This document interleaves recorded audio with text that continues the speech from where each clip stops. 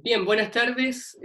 Una vez más, les agradecemos mucho su participación en todas estas conversaciones, reflexiones que hemos estado haciendo ya casi hace 2 meses en el Centro de Investigación en Innovación, Desarrollo Económico y Políticas Sociales de la Universidad de Valparaíso, y que esta vez también en conjunto con la Escuela de Ingeniería Comercial tenemos una temática que nos preocupa, que nos moviliza a poder en el fondo entender y reflexionar, porque justamente estamos en una crisis que no pensábamos que se iba a demorar tanto.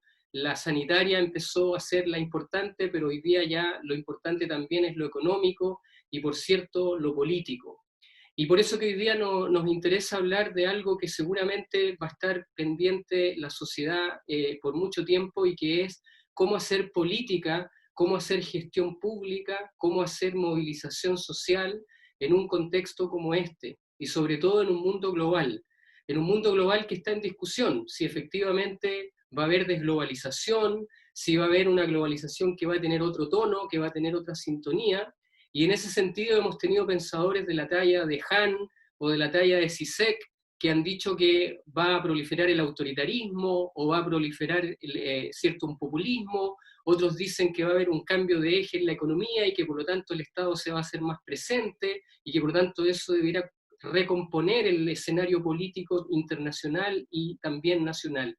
Y por otro lado tenemos cierta gente como Manuel Castel, que están señalando ya la crisis que están sufriendo las ideologías, sobre todo las ideas liberales, las ideas republicanas, y entonces esta pandemia ha puesto de manifiesto nuevamente esa situación.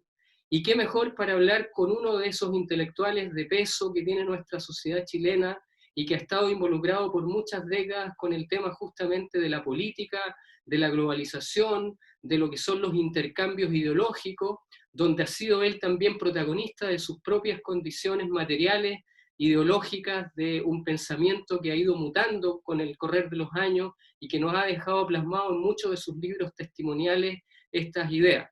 Estamos hablando de don Ernesto Otone Fernández, que le agradecemos mucho hoy día estar aquí con nosotros. Es un profesor que ha trabajado en la Universidad de Chile, en la Universidad de Evo Portales, hoy día es catedrático del Colegio de Estudios Mundiales en París, y por lo tanto, qué mejor para que hablemos de globalización y política después de la pandemia, y entonces estamos muy contentos de tenerlo acá a Ernesto. Ernesto.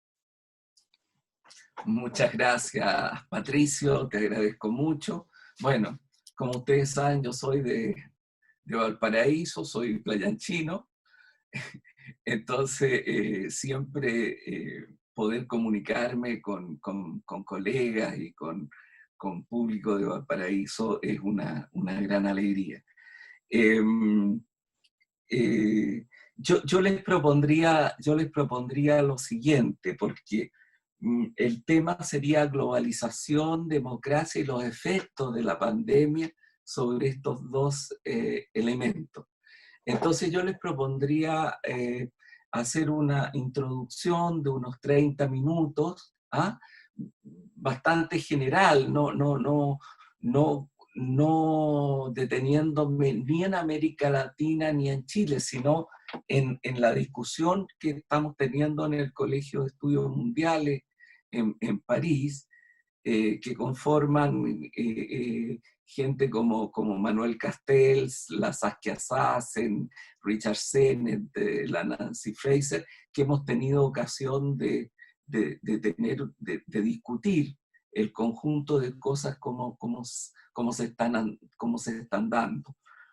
Entonces yo quisiera partir con eso y después dejar mucho espacio para un diálogo, donde ustedes podrían preguntar lo que quisieran.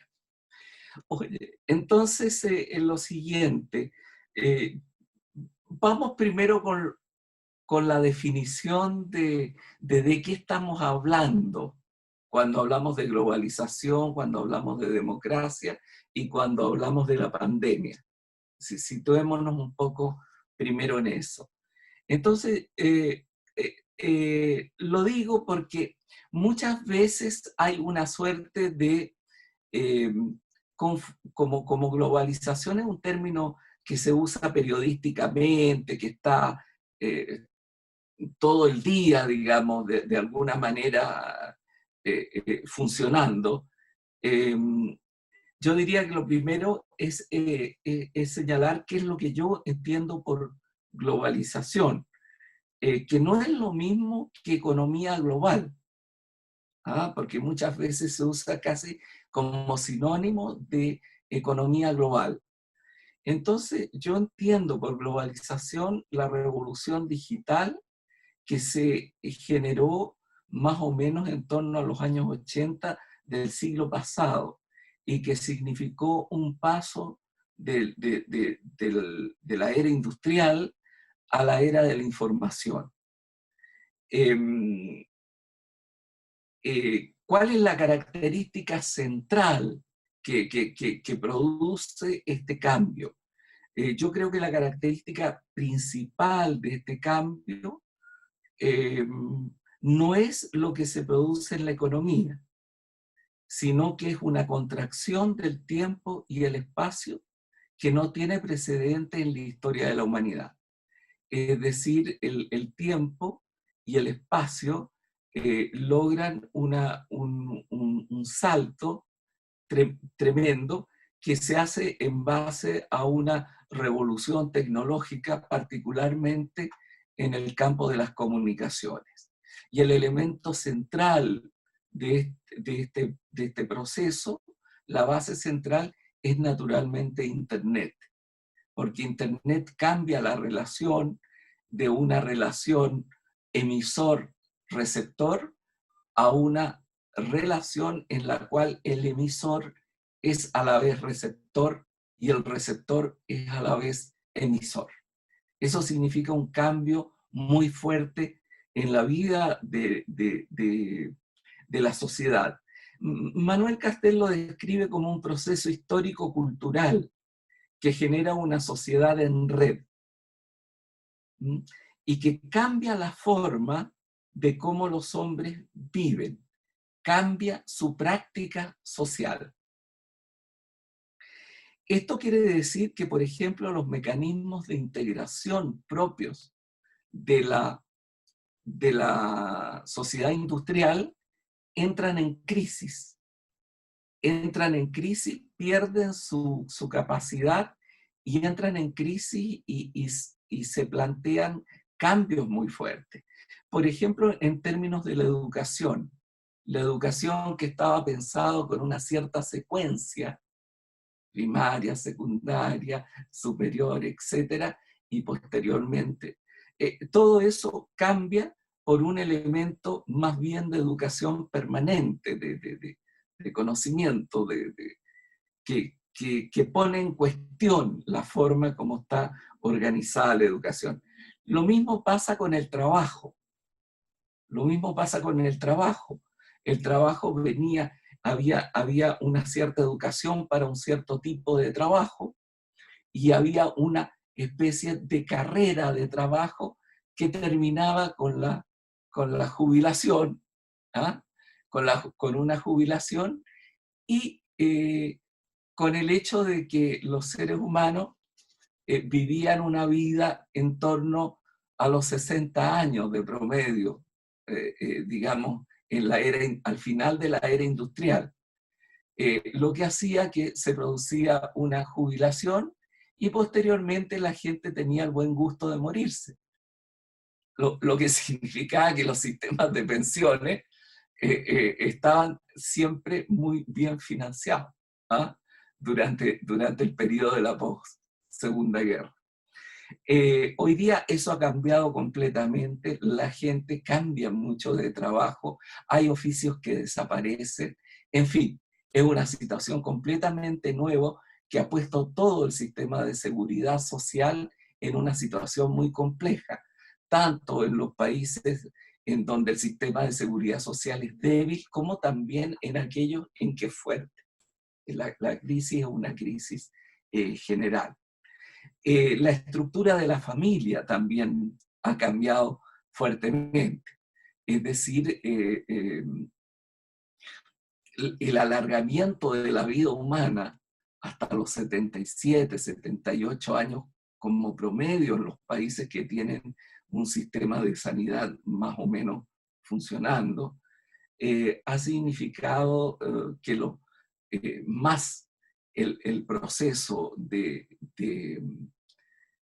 la revolución femenina, es decir, del tema de la igualdad de género y del acceso de las mujeres al mundo del trabajo, ha significado ya desde mediados del siglo pasado un proceso en el cual la familia adquiere otra forma, es decir, la familia tradicional, tanto la familia extendida como la familia no extendida, deja de ser un modelo, sino que comienzan a haber distintos modelos de familias reconstruidas, recompuestas, etc.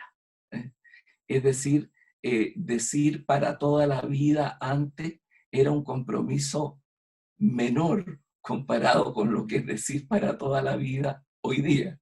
¿Ah? Estamos hablando de otro número de años. Entonces se ha producido un cambio también.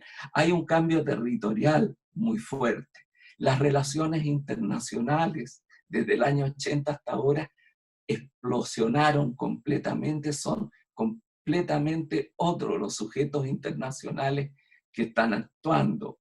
El Estado-Nación, de una parte, sigue teniendo importancia, pero de otra parte surgen un conjunto de elementos que son supranacionales y que también son mini nacionales, es decir, que aparecen como aquello que se ha llamado lo local. Las formas de consumo, las formas de expansión del conocimiento, la cercanía entre ciencia y tecnología, va de la mano con otros problemas que comienzan a aparecer y que no tienen solución nacional, como es como son dos temas tan distintos como los que voy a nombrar. Uno es el de la criminalidad global, es decir, desaparece la figura del cogotero, del cogotero que robaba gallina, en primer lugar porque no hay gallina, ¿ah?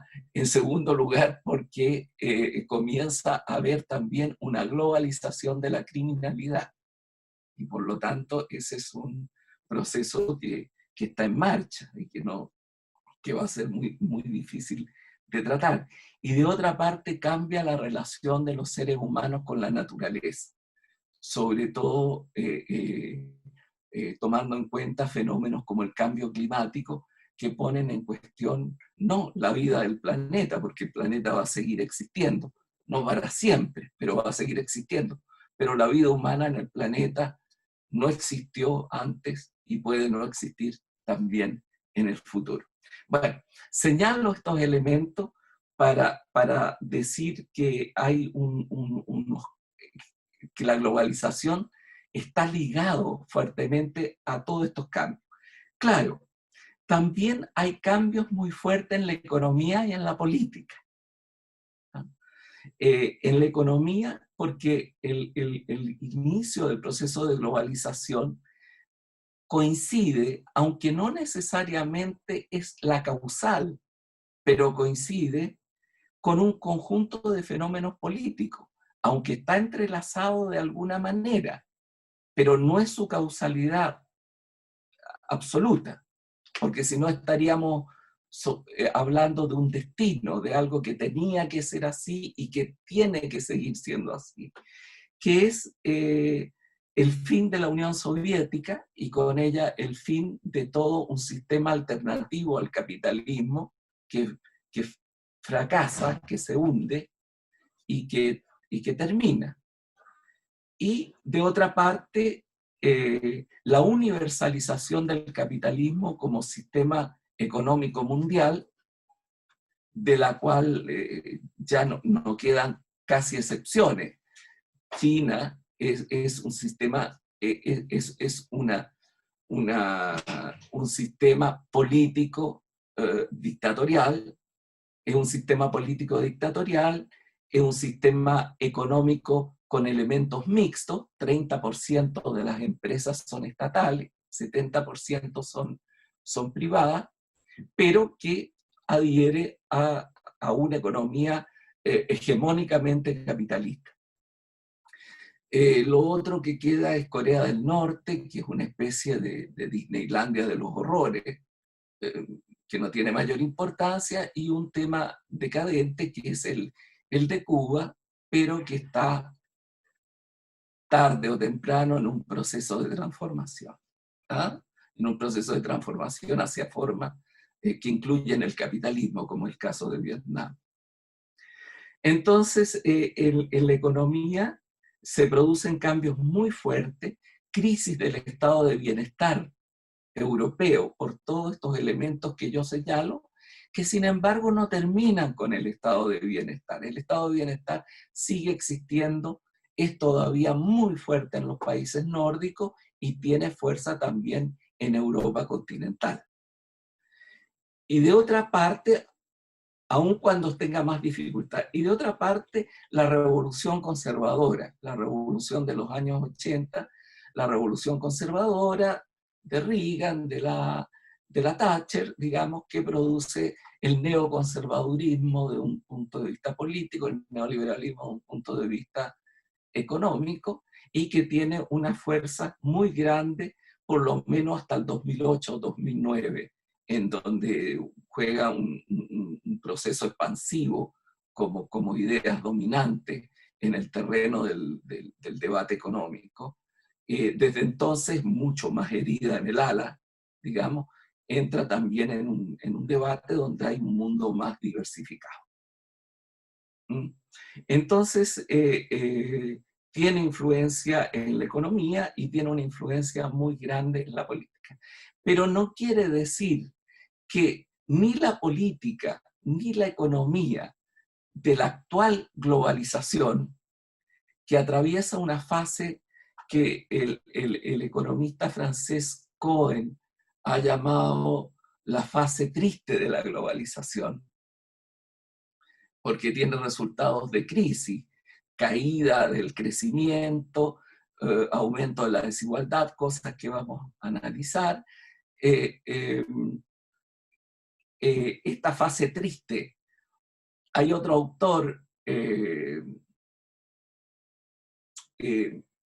Milanovic, que habla que habla también de esta fase triste. Piketty también trabaja muy fuertemente en sus dos grandes libros sobre esto, y otros autores norteamericanos hablan de la era de los malos sentimientos, para señalar esta fase triste de la globalización. Entonces, ¿es esta globalización necesariamente, o sea, es la única forma como puede existir la globalización? Yo creo que no. Yo creo que la globalización llegó para quedarse. Pueden haber elementos de la globalización que sean muy golpeados por la epidemia. Por ejemplo, el comercio internacional. Pero la globalización como contracción del tiempo y del espacio, de ciencia y tecnología, etcétera, de los elementos fuertes de la globalización, esta globalización va a seguir. Tiene que ser como la actual, es decir, una globalización completamente, sin gobernanza global, una globalización con un sistema político multilateral completamente empequeñecido, una globalización, por decirlo así, con paraísos fiscales, una globalización con elementos de desigualdad siempre creciente. Yo creo que no, yo creo que puede haber otra globalización, pero otra globalización significa cambios muy fuertes en la política y voluntades muy fuertes de transformación económica. Es decir, yo no creo que la globalización vaya a terminar con la pandemia, que es parte del debate que tú señalabas, Patricio. No creo que vaya a producirse ese fenómeno, pero creo que sí se va a producir un fenómeno de tendencias al cambio. Y aquí hay un gran debate entre la intelectualidad en el mundo. Hay quienes tienen una visión muy pesimista y quienes tienen una visión más optimista respecto a lo que va a significar la pandemia. En ese sentido, yo creo que no hay que confundir globalización con economía global, ni globalización con desarticulación económica y con ausencia de todo tipo de norma económica, que es lo que ha existido, es decir, ausencia de impuestos progresivos, una completa descomposición de todo lo que constituyó el New Deal en Estados Unidos y el estado de bienestar en Europa, etc. Yo creo que puede haber y está pasando un nuevo rol del Estado. Fíjate que tú en la crisis del 2008-2009, hacia quienes se volvió la mirada, no fue hacia los sujetos económicos, sino que fue hacia el sujeto político, para evitar una crisis catastrófica. Y hoy día, con la pandemia, no son los sujetos económicos, sino que es nuevamente la mirada hacia el Estado, porque el individualismo, la individuación extrema, muestra toda su debilidad frente a una pandemia de este nivel. O sea, la solución es colectiva o no hay solución. Por lo tanto, la idea esta de los principios neoconservadores o neoliberales del individualismo, la frase de la Thatcher, que no existe algo como la sociedad, o las frases, digamos, esas frases pierden realidad frente a una situación como la que estamos viviendo. Entonces, yo creo que yo creo que la globalización va a seguir existiendo, pero va a seguir existiendo de una manera diferente. Ahora, ¿cuál es la globalización con la cual se encuentra la pandemia? Para caracterizar esta globalización. Yo creo que en la economía global, paso aquí de la globalización general a la economía global, tenía tres características muy fuertes. La primera característica era el aumento de la desigualdad. El aumento de la desigualdad al interior de los países. Este aumento de la desigualdad, claro, fue muy fuerte en Estados Unidos, sobre todo por la desregulación, que fueron los campeones de la desregulación, y por lo tanto fue muy fuerte en Estados Unidos, donde esta desregulación llevó a la crisis subprime, y que con Trump ese elemento se ha agravado, no ha tendido a mejorar. Es decir, Trump es muy proteccionista con respecto a afuera, pero al interior no ha hecho nada para evitar la desigualdad, por el contrario, se opone al Medicare, está tratando de... No hay ningún paso hacia una sociedad más igualitaria en los Estados Unidos. Esto está muy bien tratado en Piketty, en Rosenballon y en Milanovic, digamos, de los autores importantes de los últimos tiempos. El segundo elemento que ha sido clásico de esta situación ha sido la disminución. Bueno, en América Latina, curiosamente, la desigualdad bajó en este periodo, sobre todo entre el 2003 y el 2013. Se produjo una caída de la desigualdad, pero es una caída que viene de una desigualdad muy grande. Entonces, cuando una caída viene de una desigualdad muy grande, tiene un efecto muy pequeño. ¿Ah? La pobreza disminuyó mucho más, pero la pobreza disminuyó en las cifras globales. Ahora, esta disminución de la pobreza, claro, tiene un elemento muy importante en la disminución de la pobreza en dos países, en la India y en China. Son los países donde la disminución de la pobreza significó que las cifras globales hayan sido muy fuertes en la disminución de la pobreza y en el aumento de unas clases medias muy precarias, de unas clases medias que son más pobres, mucho más, que en Europa las considerarían pobres, que en América Latina las considerarían pobres, pero que allá, con respecto a la situación anterior, adquieren el carácter de unas clases medias, digamos, precarias, las llamaría yo. Y tercero, está el tema de la convergencia. Entonces, aumento de la desigualdad, disminución de la pobreza y aumento de la convergencia. ¿Qué significa el aumento de la convergencia? El aumento de la convergencia significa que los países desarrollados tienden a tender a tener un crecimiento muy lento desde hace ya muchos años, varios años. Y los países emergentes, sobre todo China e India nuevamente, América Latina entre el 2003 y el 2013, después se cae. África con una volatilidad tremenda. Y Medio Oriente con una situación muy sesgada por las guerras internas. Pero los países emergentes tienden a crecer más rápido en su conjunto que los países desarrollados. Por lo tanto, se da una desigualdad al interior de los países y una convergencia entre países más pobres y más ricos. En ese sentido, el mundo se parece más al mundo de Marx que al de Frantz Fanon, por decirlo así, del autor de los años 60.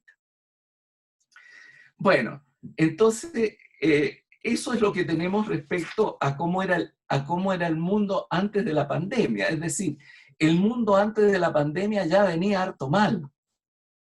Ya venía con problemas muy graves, con conflictos geopolíticos tremendamente graves. Es decir, por ejemplo, en los lugares donde la economía crecía mucho, como es el caso de Asia, estaban comenzando problemas geopolíticos muy grandes entre Corea del Norte y Corea del Sur, entre China y Japón, entre China y la India, que ha tenido unos estallidos últimamente, pequeños en la frontera, pero que muestran una situación. Y una tendencia política ligada al autoritarismo. Es el caso de Filipinas con Duterte, el caso de Tailandia, es el caso de una serie de países que han tenido crecimiento bajo dictaduras o regímenes iliberales, muy autoritarios. Para no enredarnos con las definiciones de los regímenes. Bueno, en ese sentido, a mí me gusta citar la frase de Sabater, que siempre es muy ingenioso. Sabater dice que, con respecto a la globalización, hay que ser antiglobalización o proglobalización.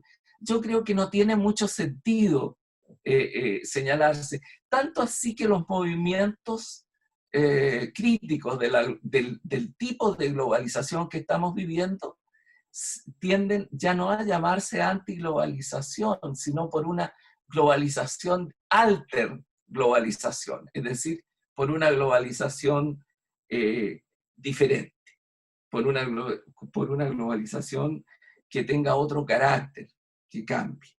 En ese sentido, es buena la frase de Sabater que dice: ser partidario de la electricidad no es lo mismo que ser partidario de la silla eléctrica.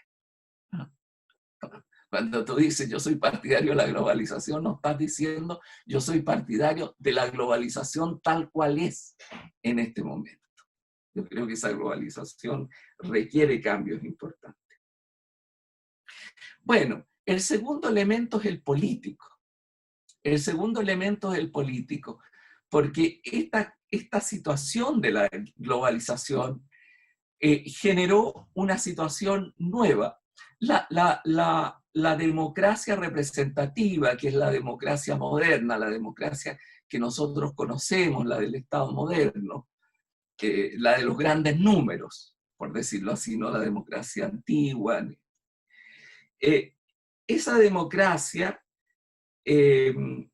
esa democracia tiene dos características.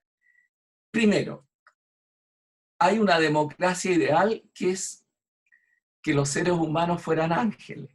¿Ah? Y entonces esa democracia donde todo funcionara, donde no hubiera corrupción, donde, en fin. Esa democracia, por supuesto, no existe, ni ha existido nunca, ni va a existir. ¿Ah? Y la democracia práctica, la democracia real, la democracia que existe, que tiene distintos niveles. Hay países que tienen más democracia y países que tienen menos democracia. Y hay un mínimo donde las democracias dejan de ser democracia. Esa democracia tiene dos componentes. La democracia de los procedimientos, es decir, la democracia de las reglas democráticas. No puede ser democrático un país en los cuales el voto no sea un voto donde cada persona tenga un voto.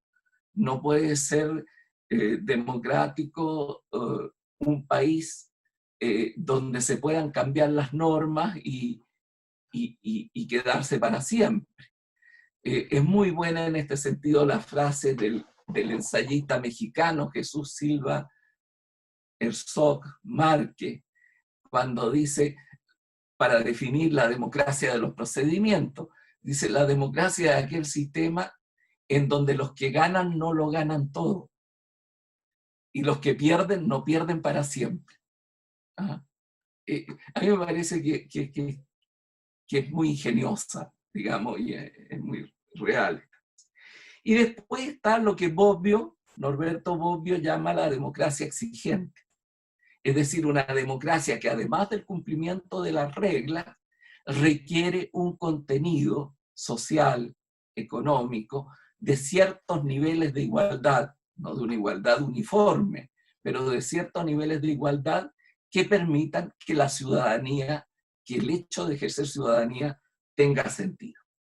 Bueno, estos elementos de la democracia naturalmente entran a ser cuestionados muy fuertemente por la revolución de las tecnologías.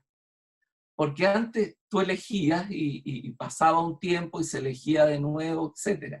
Pero hoy día existe lo que se llama la democracia continua. Es decir, donde el ciudadano puede intervenir en cualquier momento, además de las instituciones democráticas, para señalar su descontento, para señalar su opinión. Y en donde el receptor es a la vez un emisor. Por lo tanto, esta democracia cambia porque su base tecnológica cambió fuertemente. Y por lo tanto entra en una crisis respecto a las instituciones clásicas de la democracia. Entran en crisis los partidos políticos, porque los partidos políticos se vuelven mucho menos atractivos. Ya no son los únicos actores. Incluso son actores muy criticados. Si tú ves las encuestas de todo el mundo, pues nosotros tendemos a ver las de Chile, pero las encuestas de todo el mundo, los partidos en general no tienen un gran aprecio.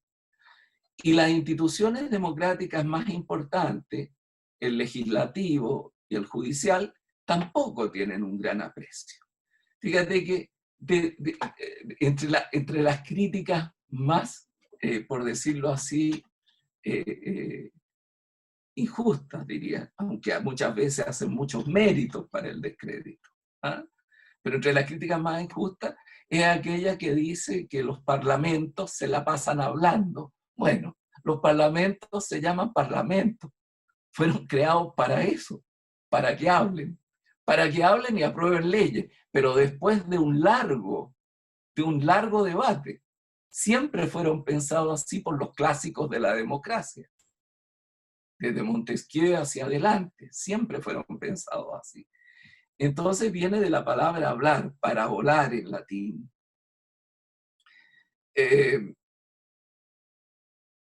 Los partidos políticos dejaron de ser seleccionador de la clase dirigente. en el sentido de que, en el sentido de que el mundo va más rápido de los partidos, y en donde los partidos, habiendo perdido espacio, tienden también a volverse endógenos y por lo tanto a tener una vida hacia adentro. Y una vida hacia adentro que el ciudadano lo percibe como una vida ajena a sus intereses y a sus necesidades. Y cambia el electorado. Cambia el electorado porque hay cambios fuertes en toda la estructura de la estratificación social, de las clases sociales, de la movilidad social, etc. Y por lo tanto, los partidos antes tenían una cierta representación de clase o de sectores o de ideas. Y hoy día eso ha cambiado enormemente.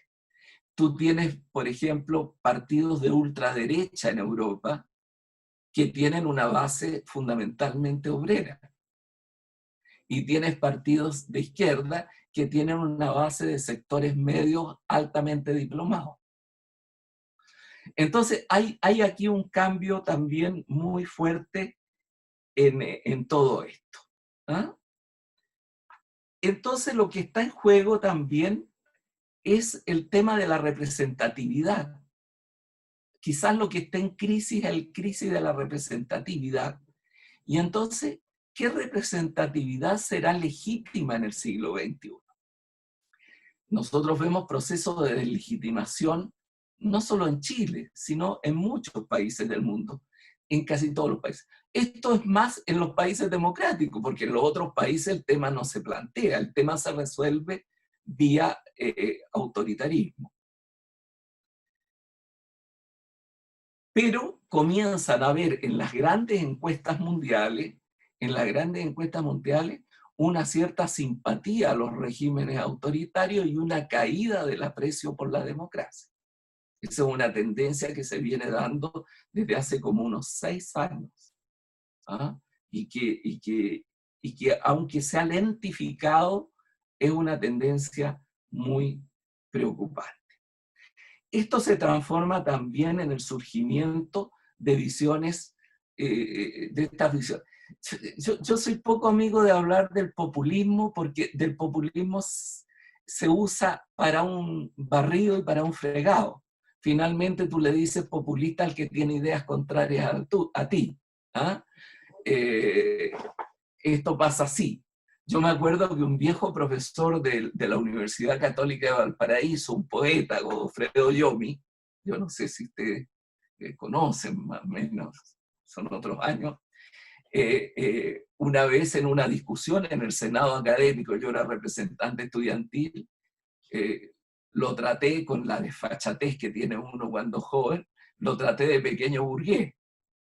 Y entonces Godofredo Yomi me dijo, Godofredo Yomi tenía un vozarrón, me dijo, ¿querés que te explique lo del pequeño burgués?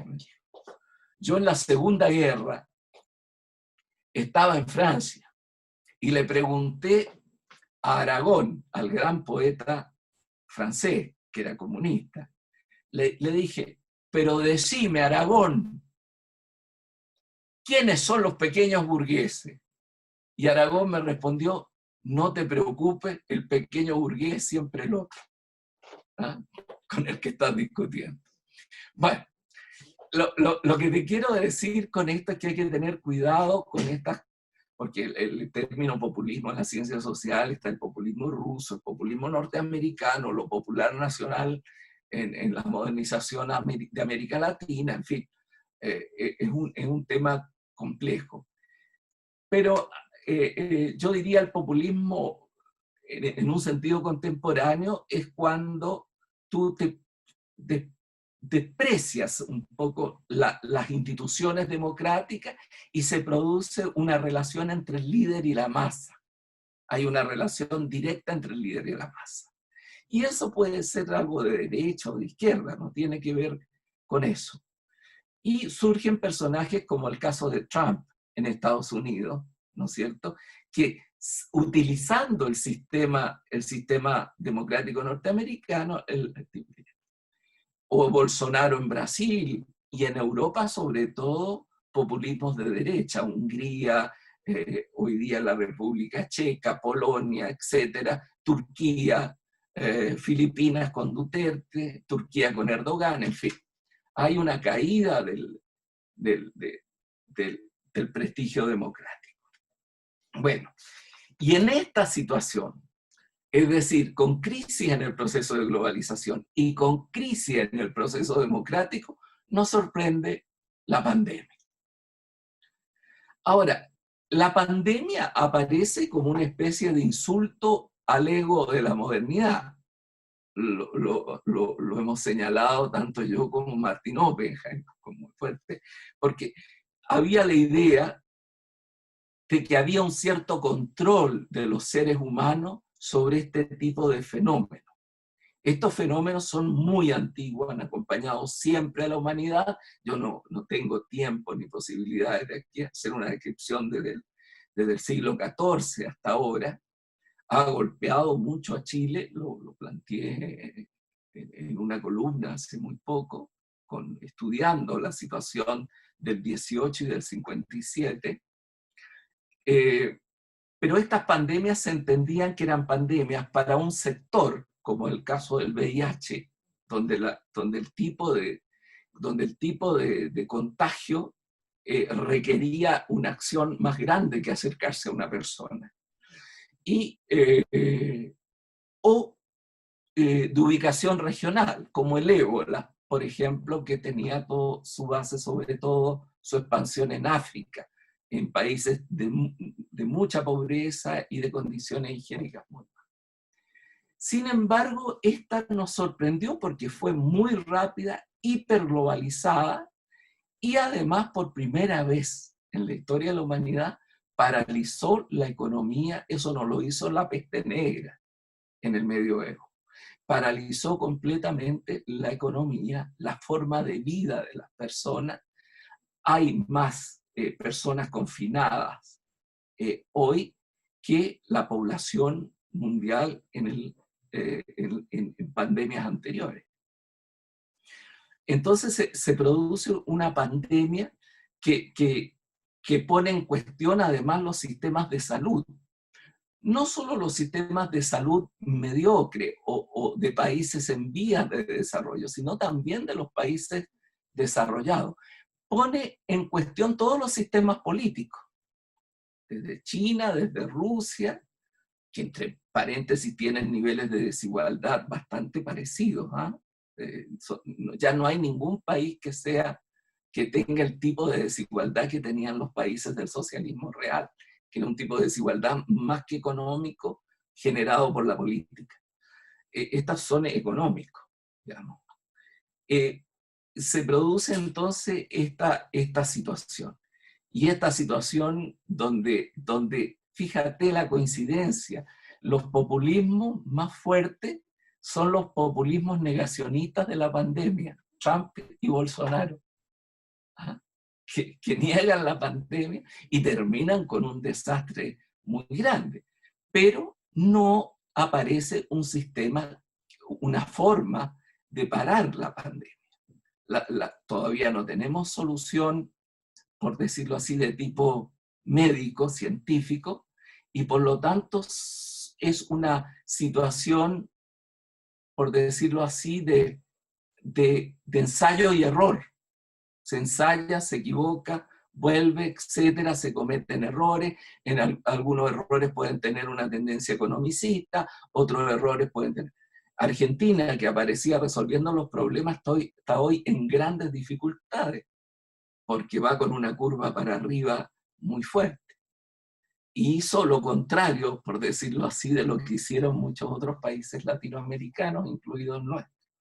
Bueno, estamos en una situación donde el rebrote aparece como un rebrote importante, pero no un rebrote al nivel del brote, por decirlo así. Entonces todavía no sabemos cómo va a pasar esto.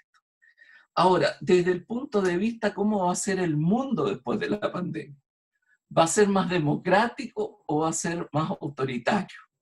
Néstor, mira, ¿te parece que a lo mejor... Ya hablé mucho.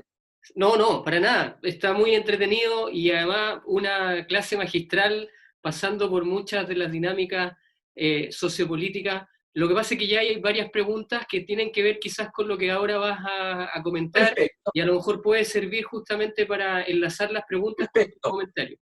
Termino con Sí, una dale. cosa y te doy el pase. Ok, Termino con una sola cosa, diciendo, no está claro. No está claro porque no hay resultados claros. Nadie puede decir, mira, los regímenes autoritarios resuelven mejor, porque lo de China está abierto todavía. Eh, Tú no puedes decir, los sistemas democráticos fueron todo estupendo, porque usaron estrategias muy distintas con resultados a veces muy diferentes, y a veces buenos y a veces malos. ¿Va a ser más democrático, por lo tanto? No lo sabemos. Hay cosas que se probaron, por ejemplo, fue una prueba de fuego para lo que estamos haciendo, es decir, la posibilidad de la transmisión por vía electrónica. Eh, Seguramente la educación, la salud, todo eso va a cambiar y va a asumir un carácter mixto entre esto y lo otro.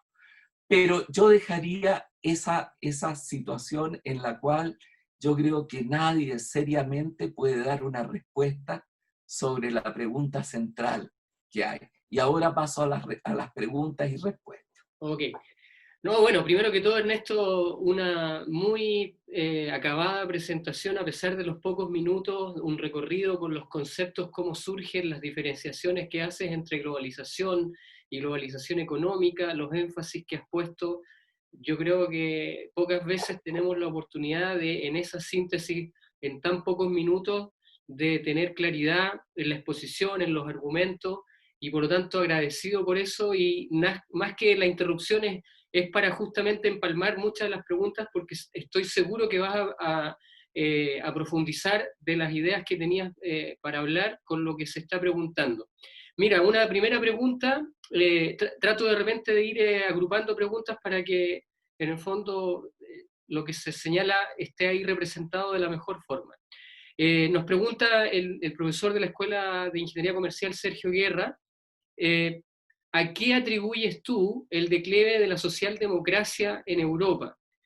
Y eso, si lo llevamos a Chile, él dice, está siendo progresivamente esa socialdemocracia aquí en nuestra realidad desplazada por una izquierda más radical. Entonces, por una parte está Europa y por una parte estamos nosotros, y entonces si te pudieras referir a eso. Y te dejo otra pregunta para en el fondo después pasar a otro bloque.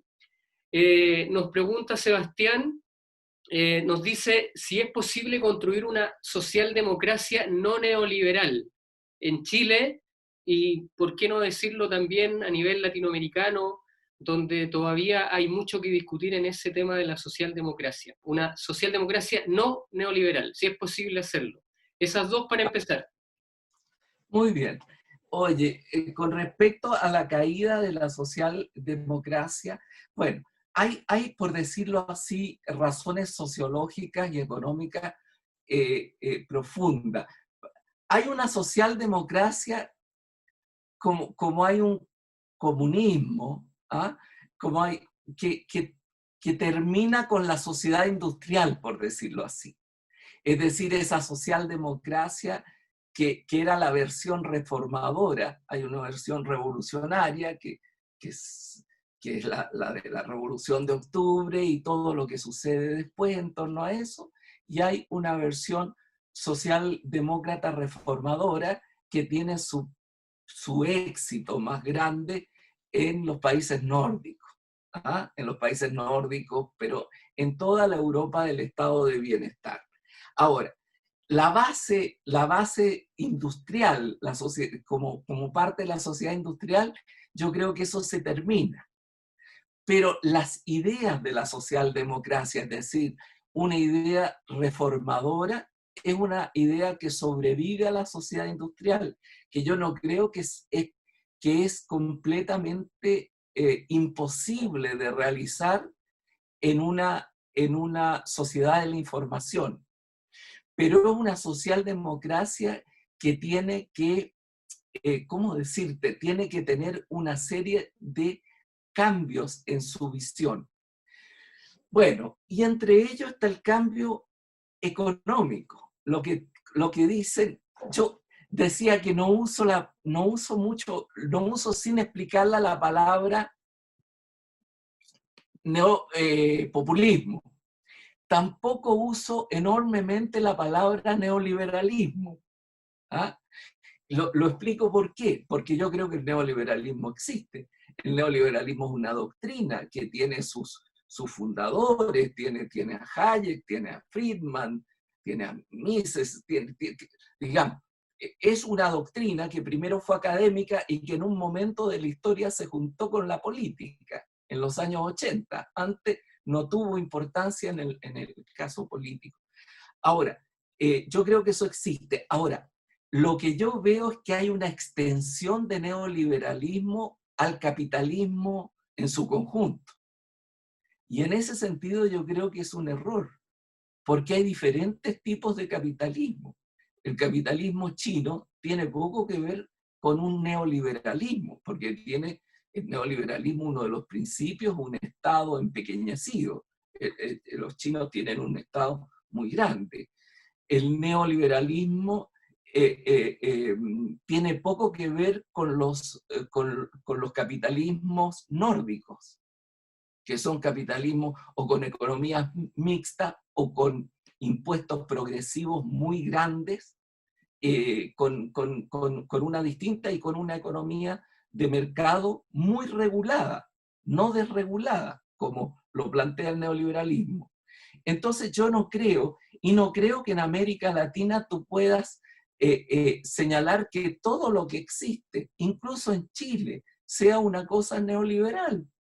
Es decir, aquí tuvimos el experimento neoliberal bajo la dictadura más fuerte del mundo y después hubo una salida de una transición de compromiso y por lo tanto hay muchos elementos neoliberales, pero también hay otros elementos que se fueron poco a poco introduciendo. Entonces, no hay situaciones, como te dijera yo, no hay situaciones puras, no hay situaciones vírgenes, hay situaciones Entonces, puede existir claro, en el caso de Chile puede existir en la medida en que las instituciones que vienen del neoliberalismo puedan transformarse en otras instituciones que pueden tomar una forma mixta.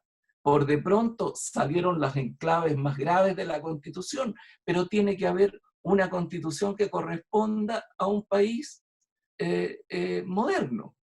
Y aquí hay elementos ideológicos en la Constitución, ideológicos generados por la dictadura, y no hay legitimidad de origen. Entonces, lo que yo quiero decirte es que hay que cuidarse, tal como hay que cuidarse de usar populismo para todo, hay que cuidarse de usar neoliberalismo para definir el capitalismo, porque el capitalismo, que algún día también el capitalismo puede ser superado. No hay ningún régimen que siga ningún sistema económico que dure eternamente. El concepto de eternidad no existe en política, ni en políticas públicas, no existe el concepto de eternidad. Entonces, pueden haber estos cambios, pero el tema es si son cambios que se realizan bajo formas democráticas y a través de una forma reformadora, o si son cambios que se hacen de manera abrupta, revolucionaria, que no suelen terminar en democracia. Eso es una evidencia histórica. Pero que puede haber una socialdemocracia, digamos, mucho más atenta, porque cuando se produjo esto en los años 80, la socialdemocracia europea no tuvo la capacidad de presentar una alternativa, a esta política neoconservadora, en fin, neoclásica, absoluta, etc. Por lo tanto, yo creo que eso es posible y es más, yo creo, desde mi punto de vista, que es deseable que eso exista. Muy bien. Dos preguntas más. Nos dice P. Borg, nos dice, ¿Por qué crees tú que ha aumentado tanto los movimientos autoritarios y nacionalistas en Europa? Y si a propósito del COVID tendremos un incremento aún más de estos movimientos autoritarios y nacionalistas. Y en un debate que se produjo internamente, y eso es lo bueno siempre de este tipo de experiencia, entre la pregunta que se hizo Sergio, otro profesor de la misma escuela de Ingeniería Comercial le responde a Sergio, pero también es una muy buena intervención, si a lo mejor la radicalización que ha tenido la izquierda chilena, donde ha cedido la socialdemocracia a un Sí, sí, espacio, a lo mejor es también una cara de la antidemocracia que tiene la propia derecha. ¿Qué opinas tú? bueno, es súper complicado. Lo que hay, y las responsabilidades son responsabilidades que habrá que verla con más perspectiva histórica, pero que fíjate que el cambio que podríamos decir más bien socialdemócrata que hubo Chile con este proceso, hablar de la concertación hoy día es casi como decir una cosa terrible. Y sin embargo han sido objetivamente los mejores años que ha tenido el país en un desarrollo. Tú que eres historiador y conoces la historia para atrás, digamos, lo que ha significado esto. Sin embargo, la socialdemocracia, yo creo, o sea, una visión reformadora en Chile hoy día está muy de capa caída, digámoslo, es así. Es decir, hoy la izquierda se radicalizó, no, no consideró que todos los cambios que se hacían eran los que habían que hacer, que había lentitud. Los compromisos que son parte de la política se consideraron todos ilegítimos. Entonces, ha habido toda una visión que lleva hacia una izquierdización y donde yo creo que hay responsabilidades también en estos elementos que son tan fuertes en América Latina, de corrupción, etcétera, desde el poder, que generan irritación, porque aquí se produce una doble irritación. Y me paso a la pregunta que hace Borja, quien aprovecho de saludar. ¿Ah? Con respecto a estos autoritarismos en Europa. ¿Ah? Lo que pasa aquí, pasan dos fenómenos. Fíjate que las clases medias europeas, con este proceso de globalización y de desregulación de la economía y de dificultades del estado de bienestar, tiene la impresión de que va para abajo, de que está descendiendo, de que sus hijos van a vivir peor de lo que ellos vivieron. Ellos miraban un futuro mejor y ven que sus hijos no van a tener ese futuro mejor, porque al ampliarse la economía, naturalmente se produjeron transformaciones muy grandes, y quienes pagaron fueron los que tenían menor escolaridad, ligados a la clase obrera industrial y qué sé yo. Entonces, hay una clase media europea. Si tú tomas, por ejemplo, calculábamos que los gilets jaunes franceses, los chalecos amarillos, si tú se hizo una encuesta entre los chalecos amarillos y la situación económica social de los chalecos amarillos, de los militantes chalecos amarillos, por decirlo así, se pueden ubicar en las tres cuartas partes más altas económicamente del mundo. Pero ellos, subjetivamente, sienten que están perdiendo. ¿Ah? Y entonces hay un fenómeno. Por ejemplo, hay pueblos donde no hay refugiados en Francia, donde no hay inmigrantes, donde no hay gente que viene del mundo árabe o del África subsahariana. Sin embargo, gana el Frente Nacional. Gana el Frente Nacional. ¿Por qué? Porque tiene miedo del cambio. En Finlandia, que es un país donde hay muy pocos migrantes, hay muchos migrantes en Suecia, pero en Finlandia son relativamente pocos, un país que le va bien. un país con un alto nivel de vida. Sin embargo, el segundo partido son los finlandeses auténticos, que son unos finlandeses xenófobos. Entonces, tienen miedo no del migrante, porque no lo conocen, tienen miedo de que llegue algo distinto. Entonces, ¿por qué han surgido todos estos sistemas autoritarios? Porque hay un sector, una clase media en Europa que piensa que le está yendo más mal. Y cuando te está yendo más mal, ¿a quién le echas la culpa? Al otro, al distinto, al que es distinto a ti. Y entonces se produce esta xenofobia, se produce esta visión anti-migrante, anti-europea. ¿Ah? Entonces los países más ricos de Europa dicen, no, es que le estamos dando la plata a los españoles y a los griegos, que son unos, lo que es mentira, que son unos flojos, ¿ah? Y que por lo tanto los tenemos que alimentar nosotros, en fin. Todo eso son parte de ese fenómeno. Ahora, ¿qué pasa con la clase media chilena? En la clase media, porque esto de la clase media es como el amor a la madre. Es decir, todos estamos con la clase media. Es peor, todos somos la clase media. Hay gente que está, ¿no es cierto?, si tú tomas la escala de ingresos en Chile, tú ves que tienes una caída al principio en el primer decil y en el segundo decil, y después tienes una situación bastante igualitaria hasta que llegas al 10º decil. Y cuando llegas al 10º decil, de pronto te vas para arriba como por una montaña, te vas al Himalaya, te vas al Illimani. ¿Ah? Entonces, sucede eso, sucede que la gente ha mejorado, pero naturalmente quiere más.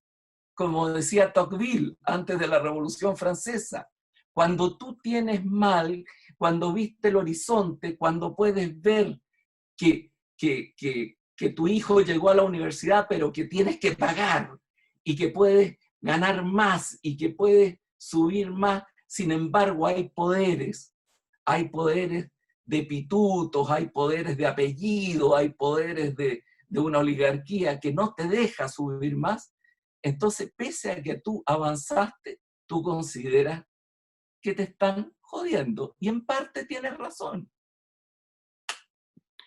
Gracias, Ernesto. Muy, muy interesante. De hecho, Pegor te pone que una interesante respuesta y muchas gracias. Mira, tenemos también preguntas en el YouTube, porque como estamos transmitiendo, y nos preguntan Jorge Giver, un profesor de la Escuela de Ingeniería Comercial, la profesora Sabina Hernández, también profesora de nuestra universidad, de otra facultad, algo muy parecido y lo voy a juntar. Nos dicen que ellos dos, Sabina y Jorge, ¿qué hacer con el tema de la representatividad? Jorge lo ve más desde la ciudadanía, ¿qué tiene que hacer la ciudadanía para mejorar el problema de la representatividad? Y Sabina lo ve desde el punto de vista de la ciudadanía, pero también de los políticos o de los partidos políticos.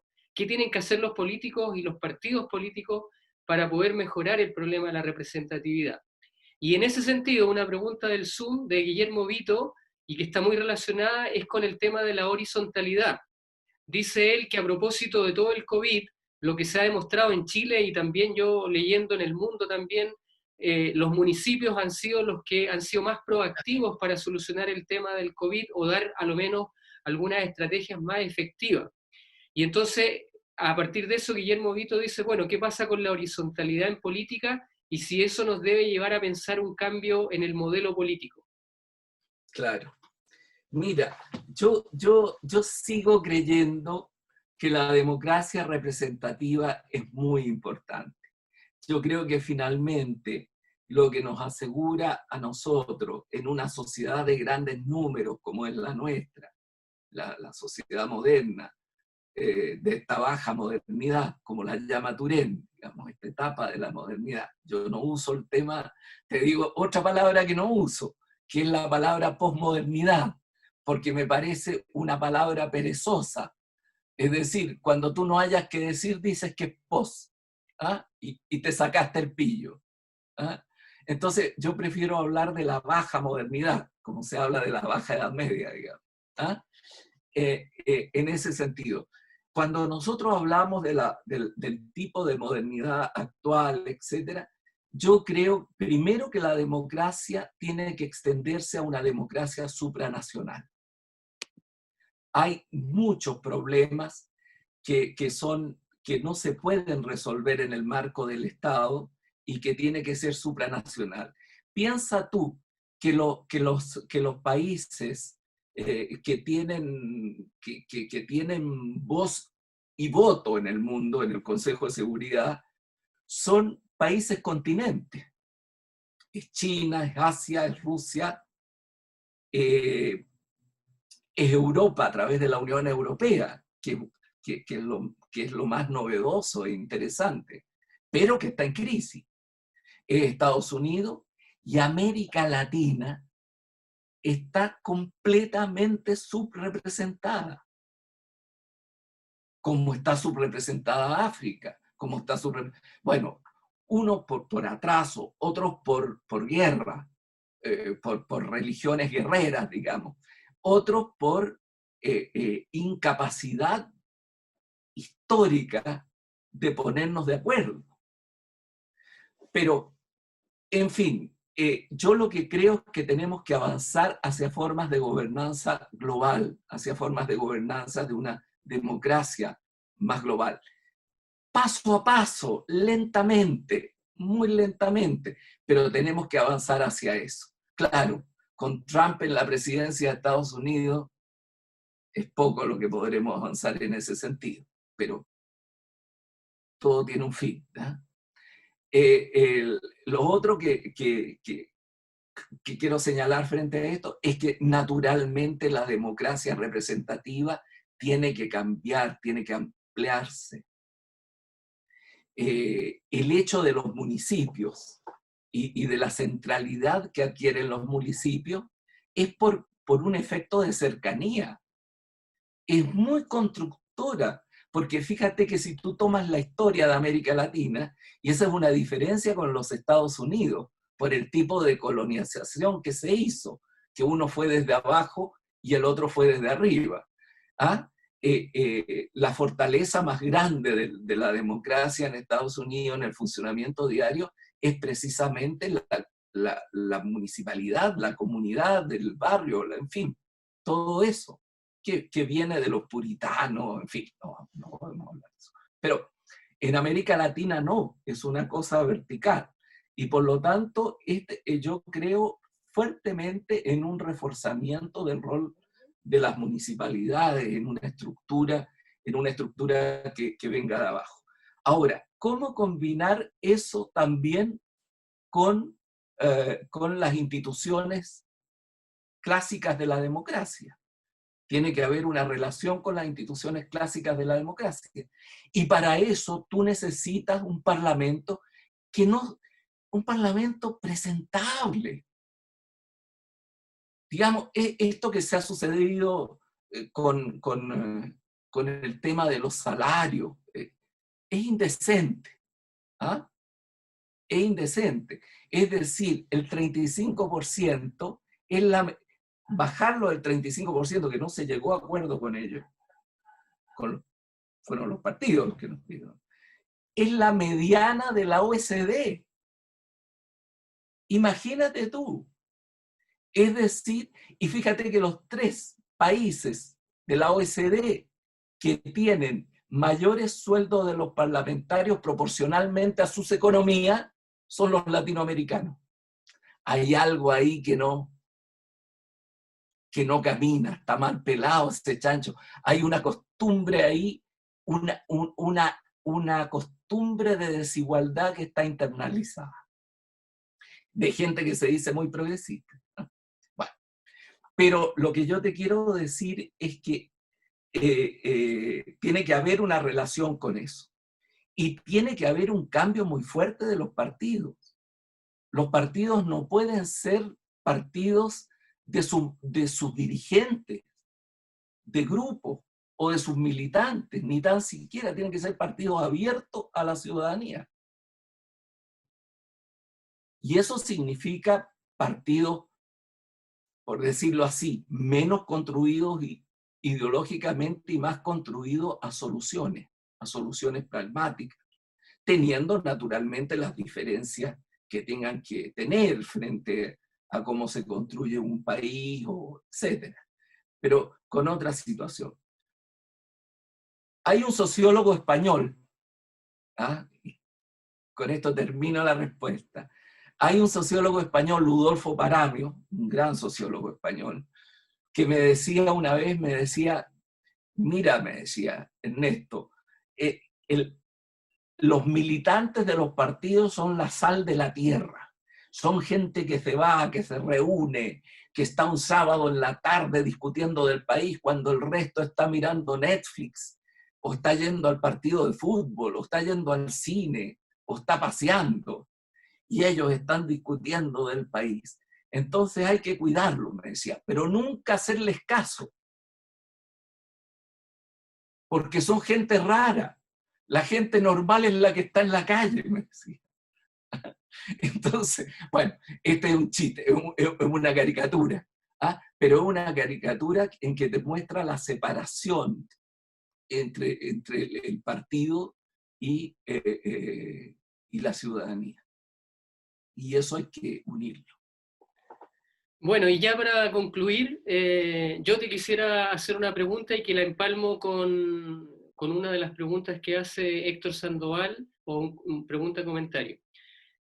A propósito de la globalización y la tecnología, que es parte de la defensa que tú haces de la matriz del concepto de la transformación tecnológica, las comunicaciones y esa tecnología, siguiendo también a Castel, ¿qué te parece a ti que hoy día gran parte de esa democracia local o global está de alguna manera siendo intervenida por estos medios digitales como un Twitter, como un WhatsApp, y donde justamente ahí se puede o no a veces alterar un tipo de orden sociológico, político? Y entonces me acordé, escuchándote, del concepto de contrademocracia de Pierro Zambalón. Entonces, ¿cómo jugar en esta ciudadanía tan compleja que estamos teniendo a propósito de estas tecnologías que permiten acercar a veces información, que son los famosos fake news, ¿cierto? O la información a veces que realmente sirve y es útil para poder controlar un presupuesto de una nación, para hacer que el gasto público sea más transparente y que justamente la gente se informe más rápidamente y por los canales a veces no oficiales, pero cómo también resguardar que eso no vaya en contra de la democracia, en contra de la representatividad, de la buena política. Y entonces en ese sentido, por ejemplo, Héctor Sandoval justamente nos preguntaba cómo será la elección de gobernación o de gobernadores en Chile versus esta relación municipal, si mejoraremos en algo justamente esa representatividad, pensando más en estos poderes que se van horizontalizando y que está relacionado justamente con los medios de comunicación. ¿Qué te parece ahí el tema de la contrademocracia de Rosambalón y estos medios digitales que muchas veces se están dando una tribuna que a veces tiene una potencia, pero que es feroz, porque a veces hasta son noticias de un mundo que vienen desde afuera de Chile, como le puede pasar también, ¿cierto?, a otras nacionalidades exactamente lo mismo? Ok, me parece muy importante esa pregunta. Mira, cuando comienza el proceso de las redes sociales, hay una gran esperanza de una expansión democrática, es decir, este hecho de que se puede participar en cualquier momento, de cualquier parte, etc. Pero fíjate que después de los años que llevamos de redes sociales, naturalmente aquí hay que tener, yo creo, una visión más crítica. Por lo menos yo tengo una visión mucho más crítica de las esperanzas que se generaron en un tiempo. En ese sentido hay una palabra, hay una frase muy buena de un pensador francés, Jacques Julliard, que dice, Internet es una cosa maravillosa, pero también dice, es una cloaca. sea, al mismo tiempo. Puede provocar la salvación de vidas y puede provocar muerte. ¿Ah? Y en ese sentido yo creo que tenemos que estar atentos a que las redes sociales no son la opinión del pueblo, ¿verdad? Es decir, en las redes sociales pueden tener distintos roles, a veces positivos y a veces muy negativos. Te pongo un ejemplo, el caso de que las redes sociales dicen, bueno, yo me informo por las redes sociales, y dice, y eso es mucho más democrático que los periódicos. ¿Quién sabe? Porque en los periódicos hay una cierta filtración de la verdad. O sea, se requieren probarlas, hay elementos jurídicos, etc. En las redes sociales no, se puede decir cualquier cosa. Y además, la información de las redes sociales donde cada participante se construye su menú de información, normalmente son menús hechos a la medida. Es decir, yo me informo con lo que quiero escuchar. ¿Ya? Yo no escucho al otro, al que piensa diferente. Yo escucho a donde sé que me van a decir lo que yo quiero. De allí el peso que tome la fake news. Porque, ¿qué es fundamentalmente la fake news? ¿Por qué la fake news que Trump la usa muy seguido no le quita a su núcleo de seguidores? Porque al núcleo de seguidores no le importa que le mienta, le importa que le diga lo que quiere escuchar. Entonces, si le dice, no, que resulta que Obama es musulmán, eso es lo que el seguidor de Trump quiere oír. Y por lo tanto no le importa si es verdad o mentira. Lo que le importa es que lo identifica a él. ¿Ah? Es que lo identifica a él. Por lo tanto, el tema de las redes sociales no es necesariamente un crecimiento de la democracia. Tiene elementos de extensión de la democracia, pero también hay que tener cuidado y hay que ver qué pasa y qué pasa con estas grandes, con estas grandes empresas que controlan estos sistemas. En fin, aquí hay un tema muy fuerte que la solución no la tenemos, pero es un tema que tendrá que ser muy central en el futuro. ¿Qué pasa con las redes sociales? ¿Hay algún tipo de regulación en función de la verdad con las redes sociales? Yo creo que es un tema abierto y es un tema que va a ser muy importante para la subsistencia de la democracia en el futuro. Muy bien, Ernesto. Te queremos agradecer infinitamente por este tiempo dedicado a reflexionar y hacernos justamente una serie de invitaciones a muchas veces ser más precisos justamente con los conceptos de globalización, muchas veces a empalmar mucho mejor las relaciones entre lo social, lo político y lo económico.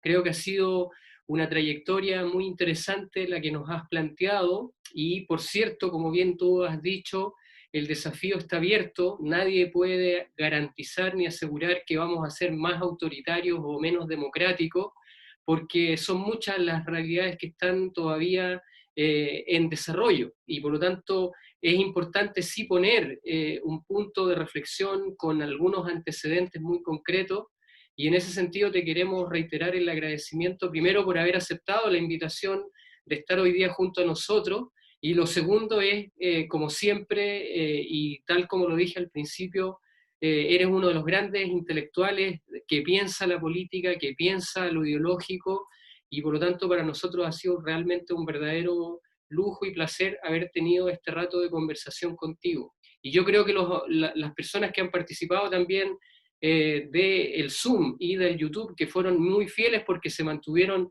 en forma permanente escuchando, y haciendo las preguntas. Les agradecemos mucho porque también eso nos anima a seguir semana a semana abordando este tipo de temáticas y otras. Así que, Ernesto, muchas gracias. No, yo te agradezco a ti, agradezco a todos los participantes por el interés de haber estado en esta conversación y cuenten conmigo. Yo soy una persona de por allá, del puerto, y Valparaíso para mí es muy central. ¿Ah? Yo soy Bueno, una persona de allá. te agradecemos mucho y